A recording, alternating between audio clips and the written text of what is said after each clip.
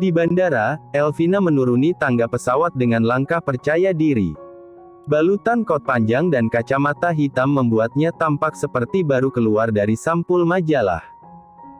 Tak ada ruang untuk membuang waktu, mobil hitam menjemputnya langsung menuju rumah sakit tempat kakak dan kakak iparnya bekerja.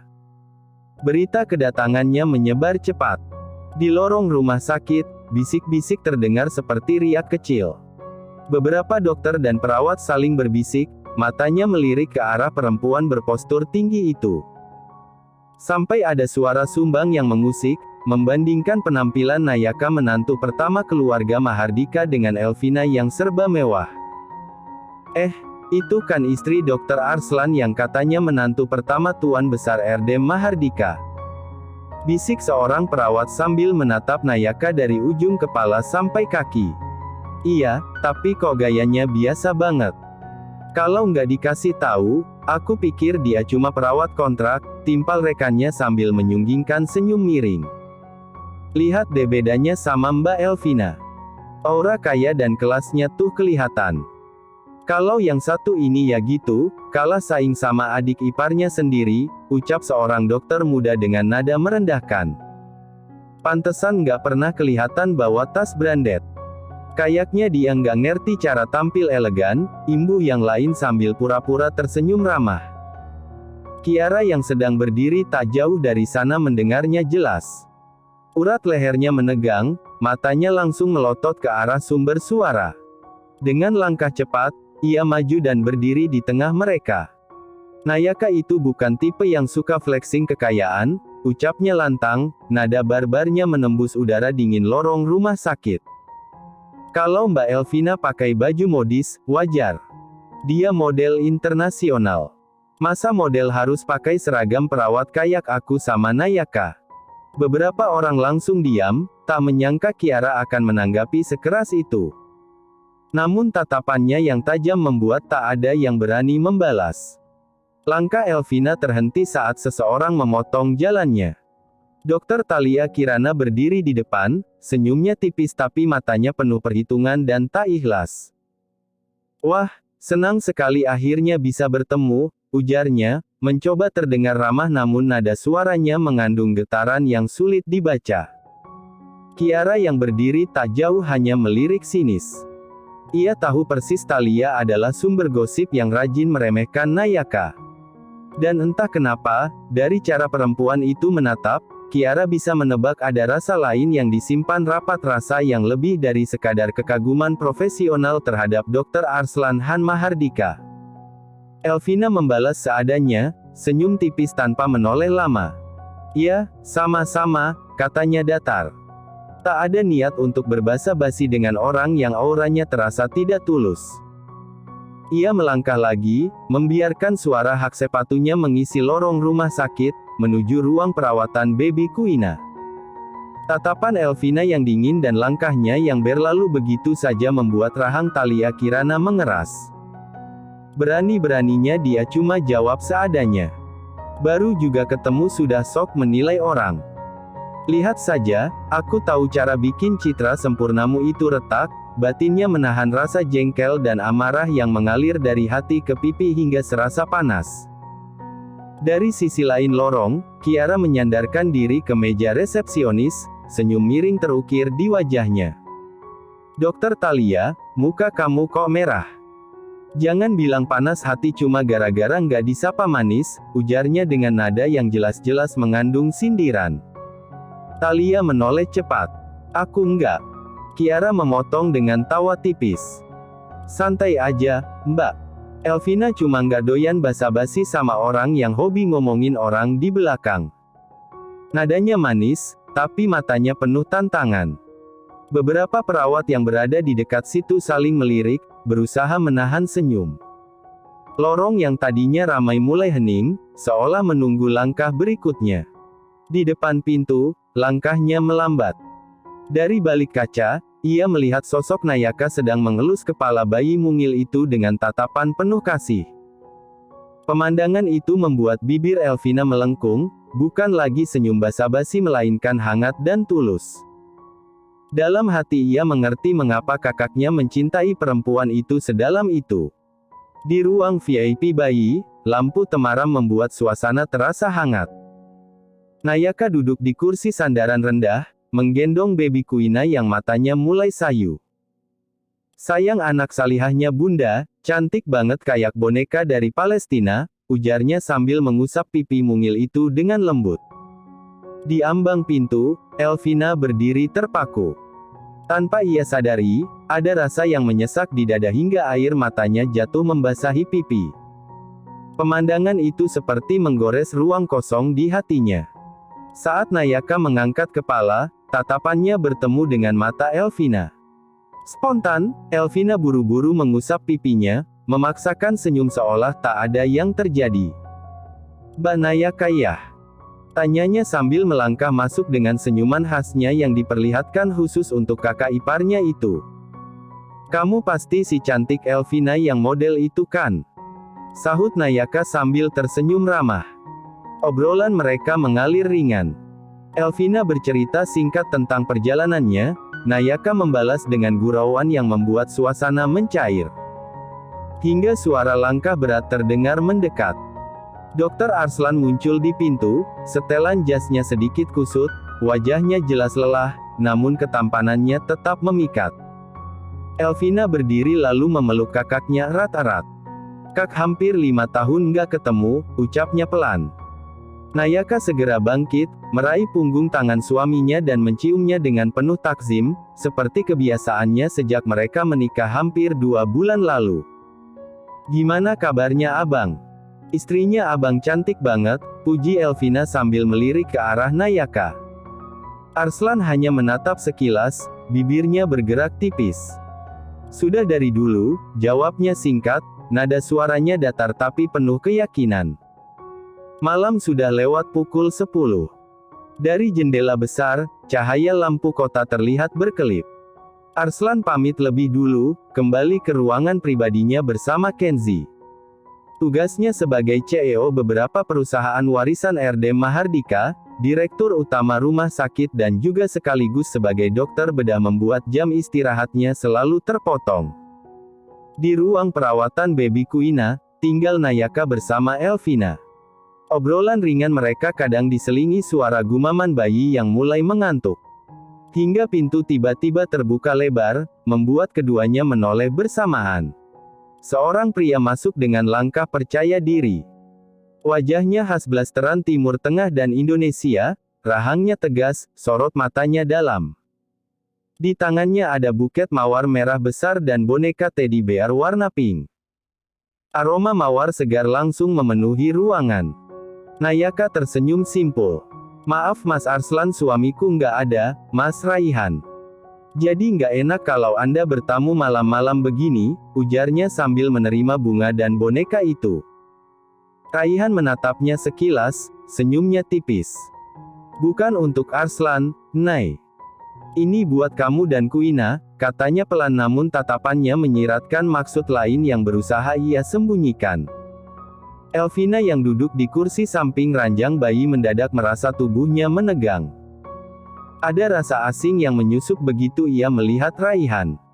Namun ia cepat-cepat menunduk, berpura-pura sibuk merapikan selimut Kuina agar tak ada yang menyadari gejolak itu. Nayaka meletakkan boneka di meja kecil dekat tempat tidur bayi. "Terima kasih, Mas. Tapi lain kali jangan repot-repot bawa beginian.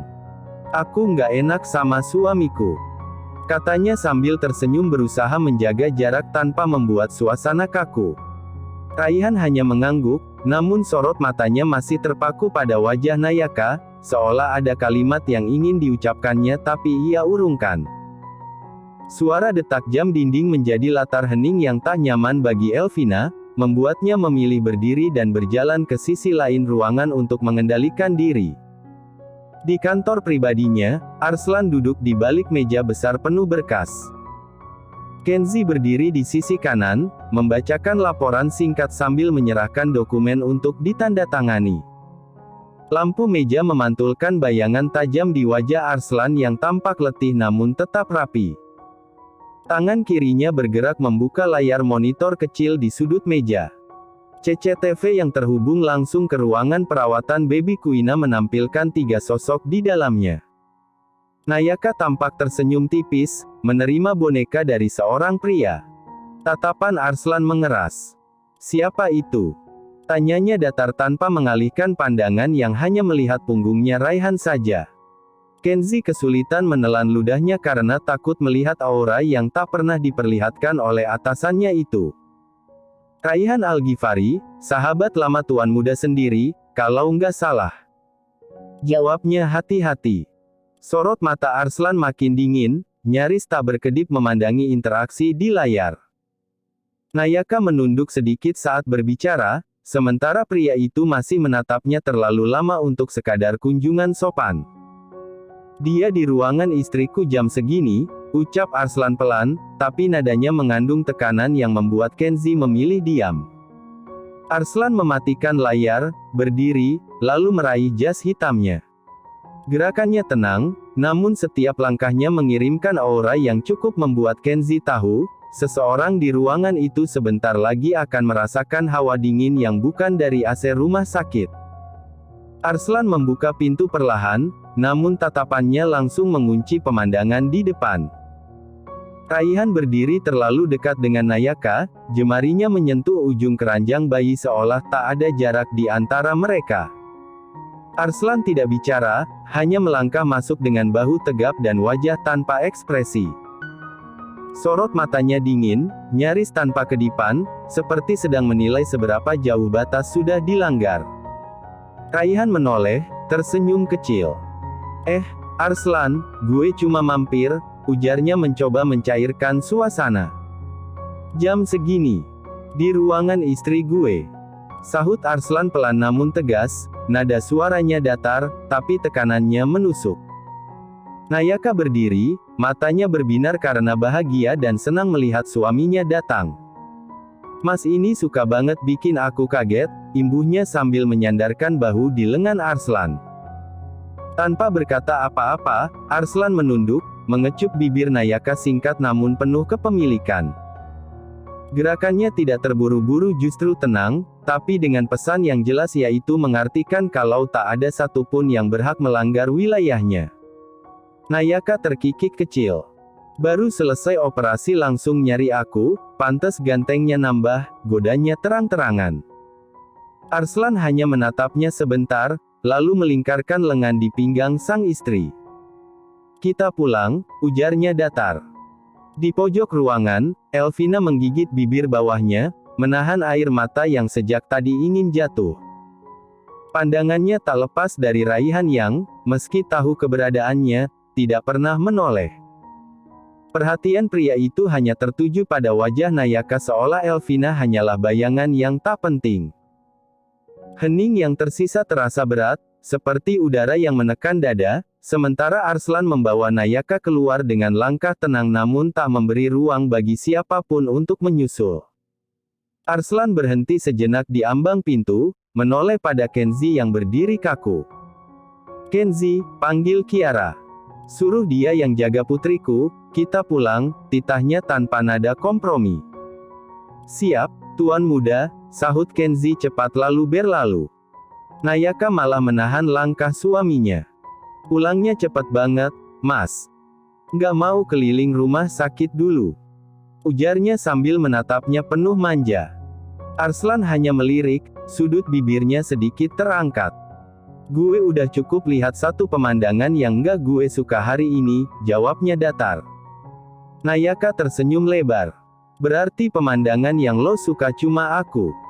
Candanya, membuat Arslan menghela napas tipis tapi genggaman tangannya di pinggang istrinya semakin erat. Sementara itu, di dalam ruangan, Raihan berdiri memandangi inkubator. Senyum tipisnya mengandung kekecewaan. Hal itu terlihat jelas dari raut wajahnya. "Kayaknya rencana gue buat ngobrol lebih lama dengan Nayaka kembali gagal lagi," ucapnya lirih, lebih kepada dirinya sendiri. Ia berbalik hendak pergi ketika suara Elvina memecah keheningan sejenak. "Apa kamu nggak mengenalku?" tanyanya pelan, namun syarat harap. Raihan berhenti, menatapnya sebentar tanpa ekspresi berarti. "Maaf, Yang gue kenal cuma adik kesayangan Dr. Arslan Han Mahardika nggak lebih, jawabnya singkat lalu melangkah keluar tanpa berbasa-basi lagi, meninggalkan Elvina dengan baby Kuina. Pintu menutup, meninggalkan Elvina yang mematung. Matanya memanas, lalu air mata jatuh tanpa bisa ditahan. Tangannya refleks mengusap perutnya yang datar. Ya Allah, dia benar-benar udah lupain kejadian beberapa bulan lalu waktu kami di Dubai, batinnya lirih. Tak lama, Kiara muncul di ambang pintu. Pandangannya sempat tertumbuk pada Elvina yang tengah menghapus air mata, namun ia memilih tak banyak bertanya. "Gimana kondisi Kuina?" tanyanya sambil menghampiri inkubator. Elvina menoleh berusaha mencoba untuk tersenyum tipis meskipun perih yang dirasakan hatinya saat ini. "Membaik, udah mulai gerak lebih aktif," jawabnya, meski suaranya terdengar serak. Kiara mengangguk, fokus memperhatikan monitor inkubator. Meski tidak berkata banyak, ia merasakan ada hal yang lebih rumit daripada sekadar perawatan bayi di ruangan itu. Kiara menatap layar monitor, lalu menepuk lembut bahu Elvina.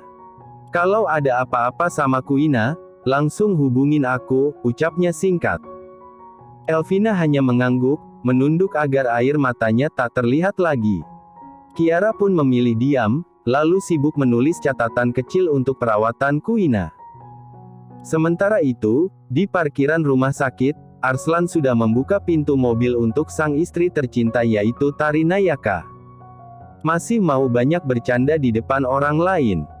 tanyanya pelan namun nadanya cukup terdengar tegas. Nayaka tersenyum miring. "Aku cuma bersikap ramah sebagai tuan rumah," sahutnya sambil duduk. Arslan tak menjawab, hanya menyalakan mesin dan membawa mobil keluar dari area rumah sakit. Jalanan malam terasa lengang, lampu-lampu kota berkelebat di kaca jendela. Beberapa kilometer kemudian, mobil tiba-tiba melambat lalu berhenti di bahu jalan yang sepi. Nayaka refleks menoleh, keningnya berkerut. "Kenapa berhenti?" tanyanya keheranan. Arslan tidak menjawab. Ia hanya menatap istrinya lama, lalu mendekat. Tanpa aba-aba, bibirnya menempel pada bibir Nayaka, dalam dan tegas, seolah ingin menghapus semua jejak tawa yang tadi dibagi dengan pria lain. Nayaka sempat terkejut, tapi senyumnya muncul di sela ciuman itu. "Mas cemburu ya?" godanya sambil memegang kerah jas suaminya. "Kalau iya," sahut Arslan datar namun jemarinya menggenggam jemari istrinya, memberi tekanan yang membuat Nayaka tahu rasa itu nyata. Nayaka terkikik kecil. "Berarti Mas sayang banget sama aku," ujarnya manja. Arslan hanya menghela napas, lalu kembali menyalakan mobil. "Aku nggak pernah suka rebutan, Nay," ucapnya singkat. Mobil pun melaju lagi menuju rumah mewah mereka, meninggalkan udara dingin malam yang masih menyimpan sisa rasa dari kecemburuan yang tak perlu dijelaskan panjang lebar. Mobil Arslan berhenti tepat di depan pintu utama rumah mewah bergaya modern itu. Lampu teras memantulkan kilau bodi mobil, memberi cahaya hangat di tengah malam. Arslan keluar lebih dulu, lalu membukakan pintu untuk Nayaka. "Turun," ujarnya singkat. Nayaka melangkah turun sambil menatapnya nakal. "Mas ini manis banget kalau lagi nyuruh," godanya sambil berdiri di hadapan suaminya. Arslan tidak banyak bicara, hanya menatapnya dalam, lalu menarik pinggang istrinya mendekat. Tanpa memberi kesempatan untuk protes, bibirnya sudah menempel pada bibir Nayaka. Ciuman itu lama, penuh rasa, seolah ia tak peduli dunia di sekitarnya. Nayaka terkekeh di sela ciuman. "Mas ini di depan rumah," bisiknya. "Biar semua orang tahu," jawab Arslan datar namun tegas, tatapannya tak lepas dari mata istrinya. Tiba-tiba terdengar suara langkah cepat.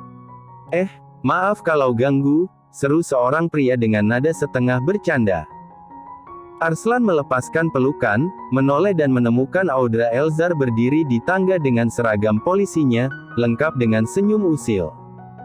Di sampingnya, Ailara dokter muda sekaligus kakak Nayaka menatap mereka sambil menggeleng pelan. "Aduh, kalian berdua nggak bisa nahan sampai masuk rumah. goda Ailara sambil menatap adiknya. Nayaka tersenyum lebar. Namanya juga sayang, Kak, ujarnya tanpa malu. Audra terkekeh. Pantesan si Arslan nggak pernah lama-lama di luar, ternyata ini alasannya, katanya sambil melirik sepupunya. Arslan hanya menatap Audra datar. Kalau udah selesai komentar mending masuk Gi, ujarnya singkat sambil memegang tangan Nayaka. Mereka pun berjalan masuk, meninggalkan Audra dan Ailara yang masih saling pandang, antara geli dan kagum melihat pasangan itu tak pernah setengah-setengah dalam menunjukkan rasa. Sedang di tempat lain, Elvina masih duduk di kursi kemudi mobilnya yang terparkir di sudut area rumah sakit. Lampu parkiran yang redup memantulkan bayangan wajahnya yang berantakan, air mata membasahi pipi dan bahunya bergetar. Kenapa? Dia bisa begitu cepat melupakanku. Teriaknya yang kesal dengan keadaan dengan suara pecah, kedua tangannya mencengkeram setir mobil spotnya. Isaknya makin keras. Apa cuma karena malam itu di Dubai dia lagi mabuk, makanya dia deketin aku? Abis itu dia nggak peduli lagi. Tanyanya pada dirinya sendiri, suaranya nyaris tenggelam dalam tangis. Elvina menunduk, menekan dahinya pada punggung tangan. Ingatan itu kembali lampu kota Dubai, musik dari Longe Hotel, tatapan pria yang waktu itu terasa begitu hangat. Semua itu kini seperti mimpi yang diputar ulang hanya untuk disakiti lagi. Aku yang bodoh percaya sama tatapannya, ucapnya lirih. Di bangku belakang, tasnya terjatuh, memperlihatkan foto lama yang terlipat di antara buku catatan. Elvina menatapnya sebentar, lalu menutup mata. Nafasnya berat, tapi ia mencoba mengatur diri. Kalau dia udah nggak mau inget, kenapa aku masih nggak bisa lupain? Gumamnya, sambil menyalakan mesin mobil. Namun tangannya tak langsung memutar kemudi, ia masih terpaku, seperti terjebak di antara masa lalu dan kenyataan yang enggan ia terima. Elvina memejamkan mata, air mata terus mengalir. Apa cuma karena malam itu kita one night stand dalam keadaan sama-sama mabuk? Tapi dia satu-satunya pria yang pernah tidur dan menyentuhku. Ingatannya terlempar kembali lampu remang, dentuman musik, tawa yang terdengar lepas padahal hatinya waktu itu sedang rapuh. Lelaki itu memandangnya seolah ia satu-satunya wanita di dunia malam itu. Hangatnya genggaman tangan, bisikan di telinga, semua seakan nyata lagi. Namun sekarang, tatapan itu hilang. Tak ada sisa rasa, tak ada penggakuan, hanya dingin yang menyapu abis semua yang pernah terjadi. Aku kira itu adalah awal segalanya, tapi ternyata cuma akhir yang nggak pernah diucap, lirihnya, lalu menunduk membiarkan bahunya terguncang oleh tangisnya. Ia menggenggam kemudi erat, seperti ingin memecahkan sesuatu. Tapi yang hancur justru hatinya sendiri. Terima kasih sudah menonton, guys. Jangan lupa klik like jika kalian menikmati cerita ini, subscribe untuk update konten seru lainnya, dan tinggalkan komentar di bawah tentang apa yang kalian pikirkan atau cerita apa yang ingin kalian dengar selanjutnya. Dukungan kalian sangat berarti. Sampai jumpa di video berikutnya.